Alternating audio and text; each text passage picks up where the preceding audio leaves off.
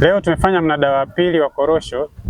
Tumeuza jumla ya tani 4235 ambapo kati ya hizo tani 2700 ni za daraja la kwanza na tani 1500 za daraja la pili. Bei ya juu kwa daraja la kwanza ni shilingi 2470 na bei ya chini ni shilingi 2210, na kwa daraja la pili bei ya juu ni shilingi 2110 na kwa bei ya chini shilingi 1870. Kiujumla kwa mnada wa leo, mnada wa pili, bei zimechangamka, bei zimepanda, si vile ambavyo vilivyokuwa kwenye mnada wa kwanza. Hii inaashiria nini?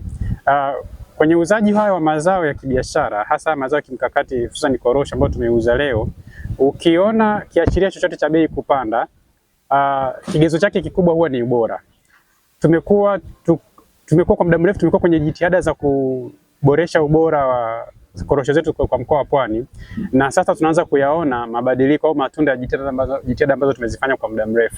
Bei kupanda maana yake ni kwamba korosho zetu ubora umeongezeka, na hata kwa korosho zilizokuja mnada wa kwanza, wanunuzi tayari wameshachukua zile korosho kwenye magara makuu, na mpaka hivi sasa tujapata barua au taarifa yoyote ya kwamba kuna mnunuzi kaenda kuchukua korosho garani kakutana na changamoto ya ubora. Hiyo inaishia kwamba watu wote kwenye idara mbalimbali wamejipanga kuhakikisha korosho zinavyoingia ghala kuu kwa ubora ambao unaainishwa kwenye cutting test, na ndizo korosho hizo ambazo mnunuzi anapokuja kuchukua anazikuta zikiwa kwenye ubora ambao ulioainishwa kwenye catalog.